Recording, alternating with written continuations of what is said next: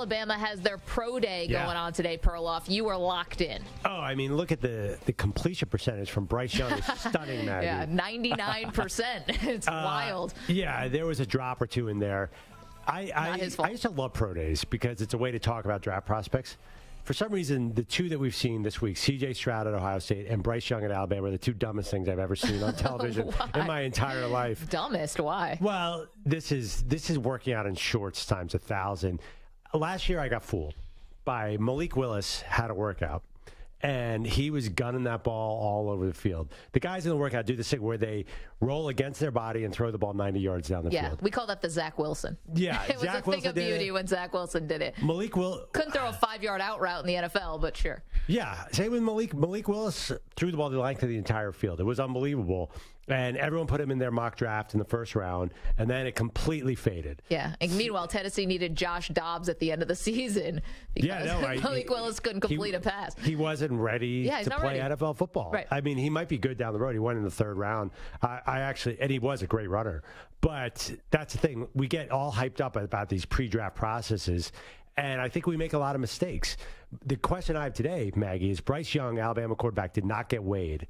No. He was 204 at the combine. Smart play.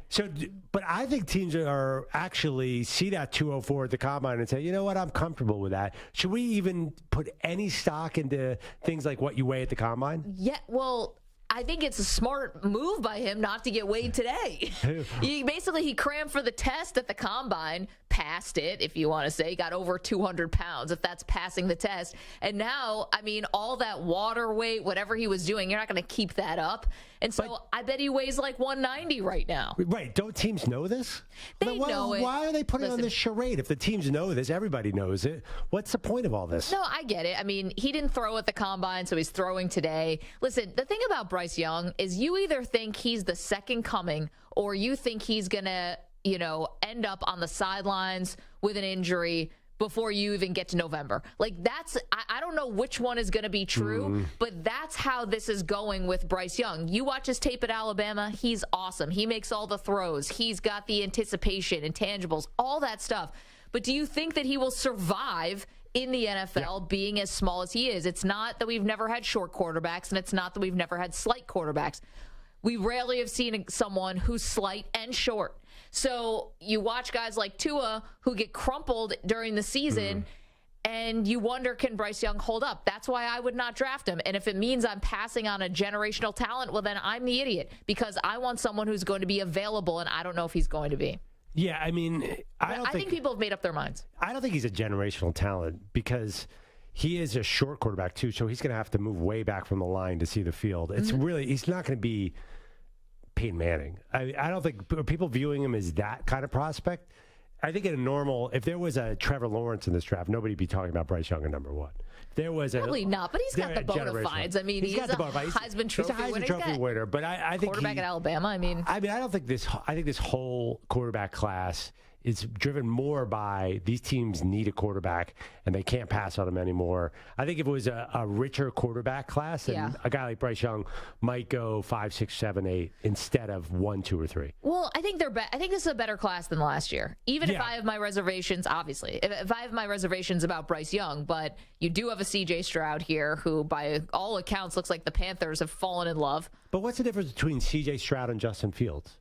Yeah, but I mean, Fields should have been a better prospect, and he went 11. I know, but Fields probably, if we do that, and if we see let's see the season that Fields has this year, because now he's got a few more weapons. Right. Obviously, DJ Moore, that was the big trade. Let's see how he does this year, and then maybe if we did that draft over again, he's probably going in the top 5. Well, I mean, the fact is he threw 42 touchdowns at Ohio State and fell to number 11. I mean, he'd be number 1 in this draft by.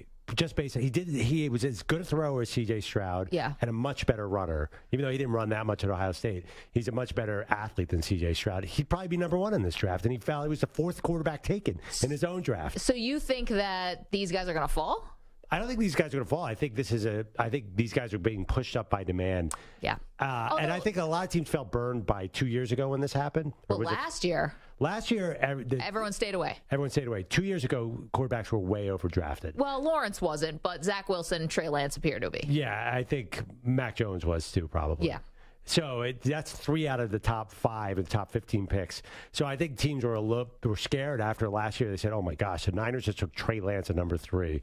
That's a huge mistake. He wasn't proven. They still need a quarterback. So teams, but this year, it seems cyclical. It's all demand. I remember the draft that Jake Locker went number 8, Blaine Gabbert went number 12, and Christian Ponder went number 12. Yeah. Christian Ponder went 12 to the Vikings. Yeah. Did I get it right? It was Locker 8. I thought Gabbert went 10. Yeah, it was Gabbert 8. Sorry. Locker 8, Gabbert 10, Ponder 12. It was such a quarterback-needy set of teams, and everyone's like, oh, wow, we really screwed this up. I think this year is closer to that. I think we're going to look back on this and say, whoa, we overdrafted these guys. Wow. Well, it's funny because last year you had a lot of teams that needed quarterbacks, and they decided, no. Like, we saw the caliber, and we're still going to pass.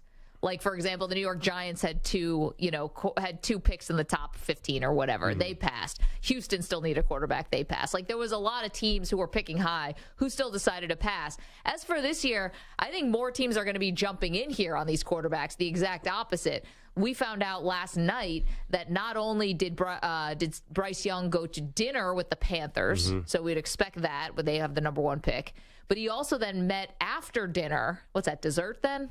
Maybe a coffee, whatever, with the Raiders. And the Raiders is interesting, and I know it got Stu's attention. The Raiders are sitting at 7 right now. Mm-hmm. So, listen, you do your due diligence. No doubt you want to cross every T. But I think the Raiders are legitimately in the market for a quarterback. I bet they end up meeting with all of these guys, and I wouldn't be surprised if you see the Raiders as the team that trades with Arizona to get to that 3rd spot and jump the Indianapolis Colts. Okay.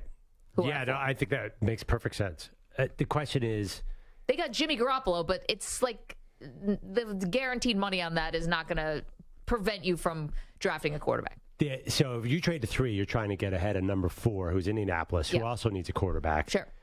That's really interesting because it's got to be Anthony Richardson's probably the odds-on favorite to be the number 3 pick. Actually, the interesting thing, too, is Bryce Young and Anthony Richardson's odds are almost identical to be number 1 overall. So he's in this mix as well. There are a lot of teams, in other words, report the Panthers love Anthony Richardson. Who knows?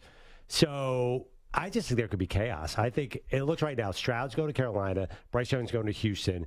So if the Raiders trade up to number 3, that has to be for Richardson, right? Richardson or Levis?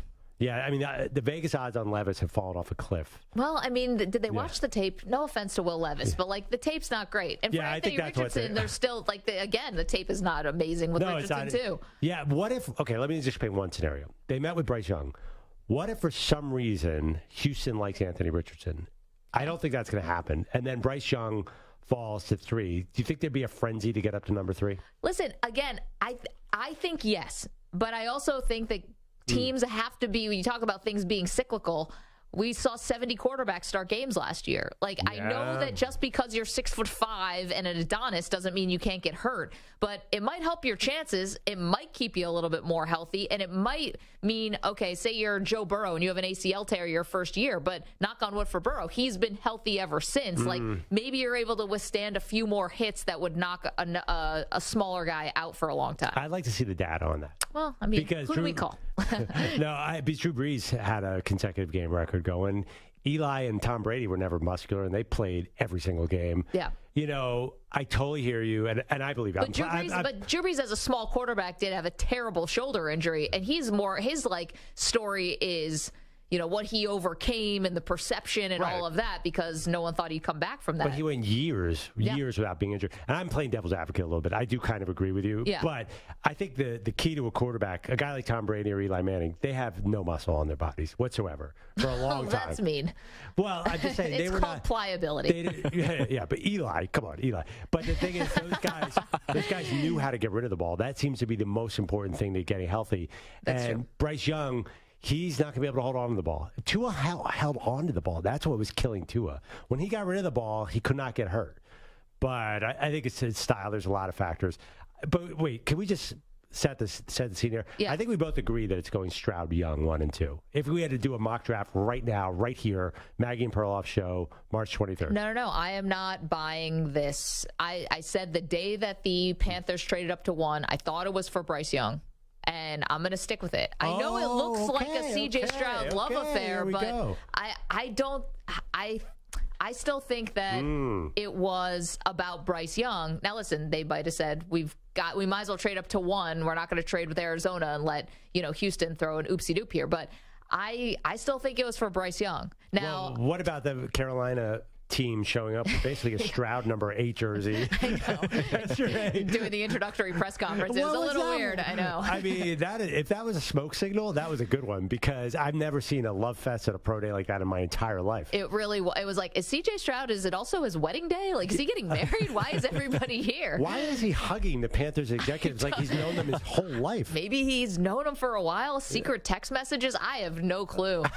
We're all trying to decipher this this sound that was picked up on, I don't know whose mic.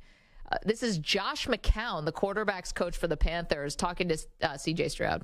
Find a court. Play some sports. It's right here. Come on. Okay. Well, I got to do a little meeting. We'll find a court. I'm going to take his money. What? Okay. What? Game a horse? I'm going to take his money? Can someone decipher? So, okay. Vamp for a second, because I have the exact. He said maybe when you live in Charlotte, we'll find a court. Now, I did not hear that at all. Is there any way, Stu, you could do some magic to figure out those words? No. Stu at the FBI couldn't make that thing sound better. I mean, no, there's no way. We don't have that kind of capabilities around here. Maybe. Well, this is what you have to do, the pre-draft process. I think you need FBI technology to figure out who's taking who. Maybe when you live in Charlotte, we'll find a court. Why would Josh McCown say that to CJ Stroud? Listen, one time Josh McCown told me, it's nice to meet you. Did I think he really meant that? No, he was lying to my face. I totally Josh disagree. McCown, known liar. Josh McCown's like the nicest guy in the entire industry. You don't think he felt nice to meet you? He said nice to meet you, and I was like, that's a lie. Get out of here. No, I'm just kidding. I have Josh, no idea. I was talking to Josh the other day about you. I don't know if he was lying about saying nice to meet you. I got to do a little meeting. I'm going to take his money. I heard I'm going to take his money. I heard the word Charlotte in there. Did you guys hear Charlotte? I got to do a little meeting. Also, what two guys are getting together to play a game of horse? Wow. That's so late.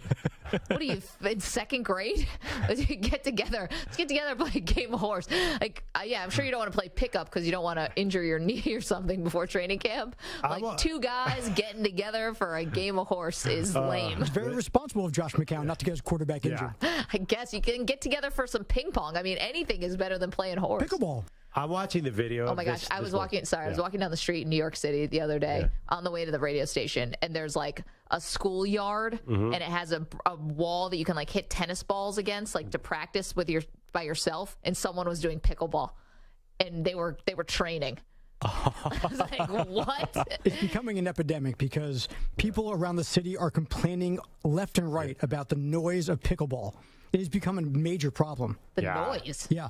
Yeah, because the sound of the paddle and the ball, it's a plastic ball and a paddle, it's become like a nuisance. People all over the city are complaining, calling the police to come over. It's been crazy. What? Yeah. Live in New York City. There's a siren every 14 seconds around these pickleball players get up at 7 o'clock in the morning. They find whatever court they can, and they're just banging around while people are trying to sleep. There's also a crisis. There's not enough court space for pickleball because the demand is. That's in the suburbs too. That's not just in the city. I know. It's a problem for us pickleballers. It's like 38 degrees in the morning, and I'll go running, and the courts are already 6 people deep with wind. I think it's a nice sound. It's like a clop, clop, clop, clop. Yeah. But yeah, by the way, I was gonna say I was watching the McCown Stroud comments. Yeah. They're hugging each other. When I got married, I had 4 best men. Yeah. They did not congratulate. They were not as comfortable with each other as CJ Stroud and these guys are. What is going on with Frank Reich, Josh McCown, and these owners? I don't know. These athletes are just better at these bro hugs, you know? The bro hugging, that's also I noticed. They're so good at bro hugs. They're so comfortable. I know. It's one motion. They're probably quite athletic.